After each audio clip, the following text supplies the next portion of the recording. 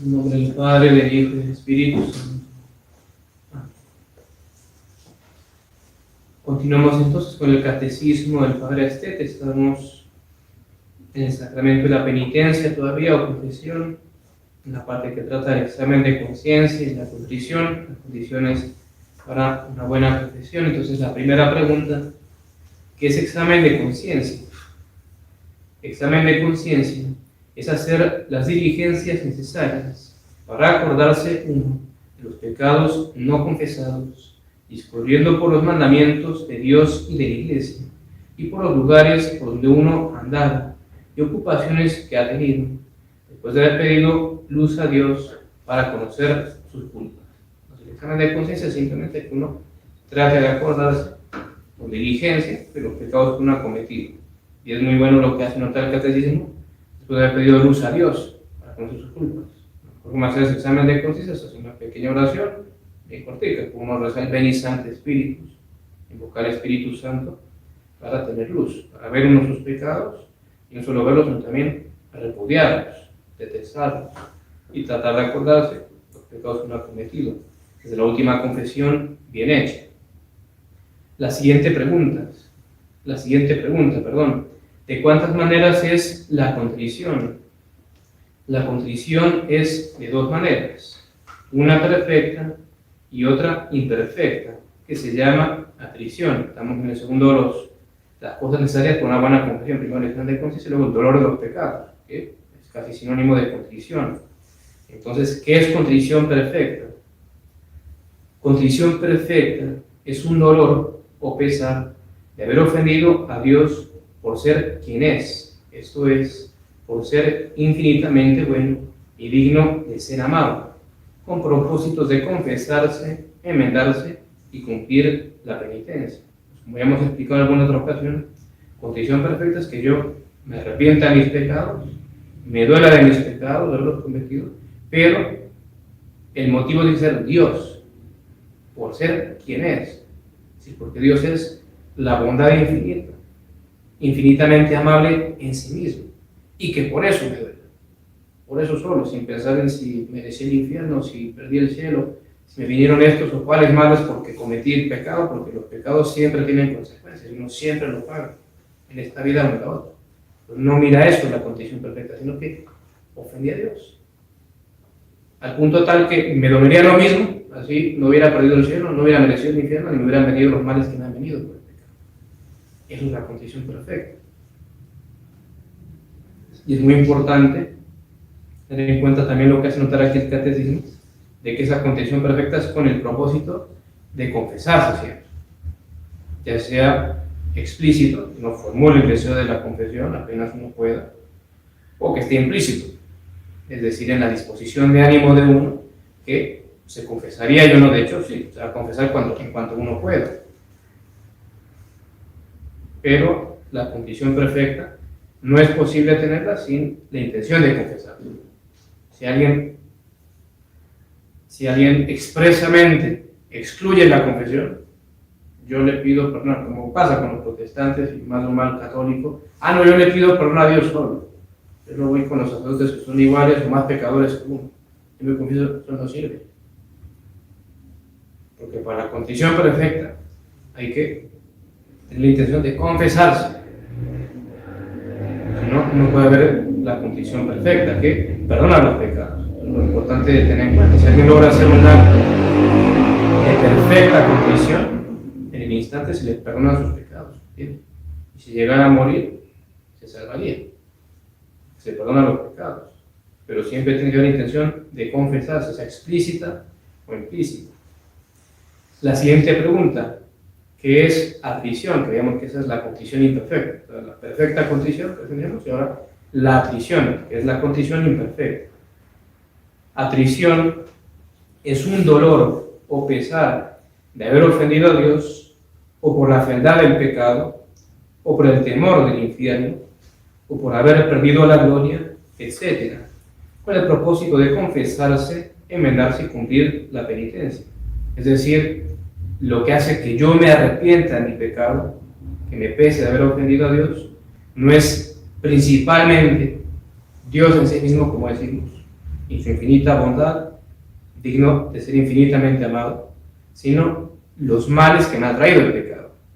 La luz del cielo, merecer el infierno, la fealdad misma del pecado, porque el pecado es algo espantoso. Realmente si uno lo meditara y lo pensara, uno escogería un aborrecimiento. El pecado es algo horrible. Entonces, si alguien se arrepiente de sus pecados, principalmente por esas causas, u otras parecidas, tendría atrición, tendría un arrepentimiento, pero que no es perfecto, porque el móvil no es lo más perfecto. Lo que es perfectísimo es que uno arrepienta porque ofendí a Dios. Y que eso haga que yo odie lo que hice y quiera cambiar, confesarme, cambiar, enmendarme. La siguiente pregunta: ¿cuál de estos dolores es el mejor? De estos dolores es mejor el de perfecta contrición, evidentemente. Uno se arrepienta por la ofensa a Dios, por ser el quien es. ¿Por qué la contrición perfecta es mejor que la atrición? La contrición perfecta es mejor que la atrición porque nace del amor filial y la atrición de temor, porque por la contrición perfecta, antes de que uno se confiese, se le perdonan los pecados mortales y se pone en gracia de Dios, mas por la sola atrición no se consiguen estos efectos. Es muy importante esta respuesta del catecismo. Primeramente es más perfecto, porque la contrición perfecta nace, dice, de amor filial y la atrición de temor. Y sí, porque en la atrición, ¿por qué es que me arrepiento? Porque tengo mucho miedo al infierno. Y hay que tenerle miedo al infierno, el infierno existe. Lo que me mueve tal vez principalmente es eso, el temor al castigo, el temor a perder el premio, el cielo, el temor de los males que me trae el pecado. Si cometo tales y con el pecado, uy, no me van a venir estos males, mejor no lo cometo. Motivo que no es del todo perfecto, porque motivo perfecto no lo cometo porque ofendo a Dios. Por eso no quiero pecar. Y tal vez haya quien diga, no voy a aceptar pecado porque tiene estas consecuencias muy malucas. Y me va a ir muy mal en esta vida, tengo eso. Ni haremos en la otra. Es un motivo imperfecto que nace del temor. Mientras que la contrición perfecta nace del amor filial, porque amo a Dios como un hijo ama a su padre, temo ofenderlo, temo disgustarlo, y por eso no quiero pecar. Y si lo hice, por eso me duele y me arrepiento. Entonces la contrición perfecta nace de amor, y por eso es mucho más perfecto que la atrición. Y aparte, tiene ese efecto muy importante de que, aun antes de confesarse uno, como dice el catecismo, si uno logra hacer un acto de perfecta contrición, aun antes de confesarse ya se perdonan los pecados mortales. Si alguien estaba en pecado mortal, tenía pecados graves, supongamos que llevaba 30 años sin confesión, lleno de pecados, y se arrepiente con la gracia de Dios, porque siempre está supuesta, la gracia de Dios que lo mueve a uno. Hace un acto de perfecta contrición, supongamos que algo le pasó, está en un accidente, se está que se muere, y Dios le da esa gracia, y él hace el acto de perfecta contrición, se arrepiente de sus pecados, se le perdonan y se salva. Tocará ir al purgatorio muy probablemente, pero salva su alma, porque se perdonan los pecados con la perfecta contrición, lo cual no ocurre con la atrición solamente. La atrición no alcanza para no recibir el perdón de los pecados mortales. La siguiente pregunta: ¿basta el dolor de atrición para confesarse uno bien?